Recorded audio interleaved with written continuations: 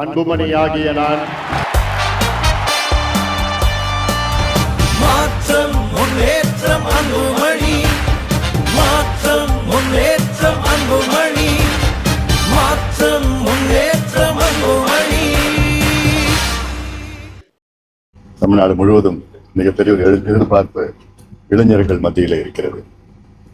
இந்த மாநாட்டை வெற்றிகரமாக நடத்த வேண்டும் நோக்கத்திலே என்னுடன் அத்துணை நம் இயக்கத்தை சார்ந்த நிர்வாகிகள் இரவு பகலும் இங்கே பணியாற்றிக் கொண்டு இந்த மாநாட்டு திடலை தயார் நிலையில் வைத்துக் கொண்டிருக்கிறார்கள். வேகமாக வேலைகள் நடந்து கொண்டிருக்கிறது.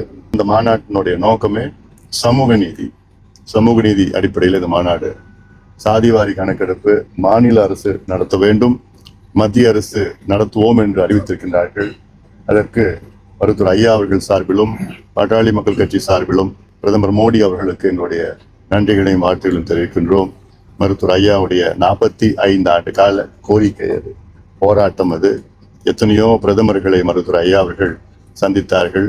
கடந்த காலத்திலே ராஜீவ் காந்தி அவர்களையும், விபி சிங் அவர்கள், வாஜ்பாய் அவர்கள், மன்மோகன் சிங் அவர்கள், மோடி அவர்களை சந்தித்து இறுதியாக இப்பொழுது மோடி அவர்கள் அறிவித்திருக்கின்றார்கள்.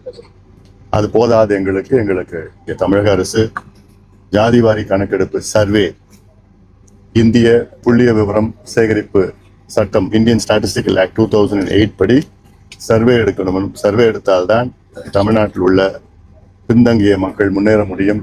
உதாரணம், இடஒதுக்கீடு பெறுகின்ற மக்கள், அதாவது தமிழ்நாட்டில் 377 சமுதாயங்கள் இடஒதுக்கீடு பெறுகிறார்கள்.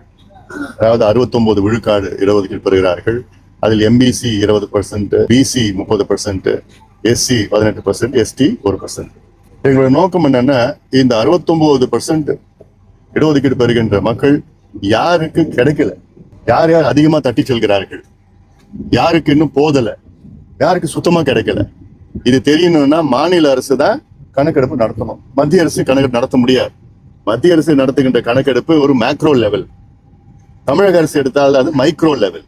அதாவது மத்திய அரசு ஜாதிவாரி கணக்கு நடத்தினா அது வெறும் 5 கேள்வியோ 6 கேள்விகள் தான் கேட்பாங்க. மாநில அரசு, தமிழக அரசு எடுத்தால் கிட்டத்தட்ட 70 கேள்விகள் 75 கேள்விகள் கேட்கணும். தெலுங்கானாவில் 75 கேள்விகள் கேட்டிருக்காங்க. 56 முதல் கேள்விகள், 19 துணை கேள்விகள். அது கேட்டு அத்துணை புள்ளி விவரம் சேகரிச்சா அது மாநில அரசு தான் பண்ண முடியும். தமிழ்நாடு அரசுக்கு நிதி இருக்கு, சட்டம் இருக்குது, அதிகாரிகள் இருக்கிறாங்க, எல்லாமே இருக்கு. 3 மாதத்துல எடுக்கலாம். எடுத்தாதான் உண்மையான சமூக நீதி பேசுகின்ற எந்த ஆட்சி இருந்தாலும் அவங்களுக்கு கிடைக்காத மக்களுக்கு கொடுக்க வேண்டும். இதுதான் சமூக நீதி. ஏதோ ஒரு சமுதாயமோ பல சமுதாயம், 2-3 சமுதாயம் எல்லா இடத்தையும் எல்லா வேலையிலும் எல்லா கல்வியும் தட்டி செல்வது அது சமூக அநீதி. அதை தெரிந்து கொள்ள வேண்டும் என்றால் தமிழக அரசு உடனடியாக இங்கே எடுத்தால்தான் இது போன்ற புள்ளி விவரங்கள் சேகரிக்க முடியும். 69 விழுக்காடு இடஒதுக்கீட்டை நாம் உச்சநீதிமன்றம் வழக்கு இருக்கிறது, அதை பாதுகாக்க வேண்டும் என்றால் தமிழ்நாடு அரசு கணக்கெடுப்பு நடத்தி உச்சநீதிமன்றத்தில் சமர்ப்பித்தால் தான் அதை பாதுகாக்க முடியும். அதனால் இதை மாநில அரசு உடனடியாக எடுக்க வேண்டும் என்ற நோக்கத்திலே பெண்கள் பாதுகாப்பு, மது ஒழிப்பு, போதை பழக்கம் ஒழிப்பு, அது போன்ற வளர்ச்சி திட்டங்களை சார்ந்த இந்த மாநாடு நடைபெறும். கடந்த 1 மாதத்துல 5 மாணவர்கள் தமிழ்நாட்டை வந்திருக்கின்றார்கள் நீட்டுனால. எவ்வளவு பெரிய ஒரு அநியாயம். பிள்ளைகள் எல்லாம் இழக்கிறது ஒரு தேர்வுக்காகவா? நீட்டு தேர்வு நிச்சயமா சமூக நீதிக்கு எதிரானது, கிராமப்புற மாணவர்களுக்கு எதிரானது. அந்த மனநிலை மிக மோசமான இருக்கின்ற பிள்ளைகள். அதுக்கு இன்னொரு காரணம் பெற்றோர்கள் ஒரு காரணமா இருக்கு.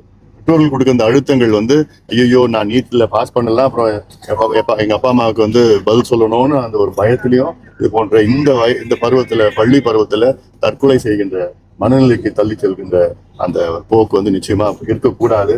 ஒரு தேர்வு என்றால் அந்த மாணவர்கள் ஃப்ரீயா போய் படிச்சுட்டு போய் எழுதிட்டு வரணும். ஆனா நீட் என்பது அகற்ற வேண்டும். பாட்டாளி மக்களின் கொள்கை என்னன்னா நீட்டு தேவையில்லை.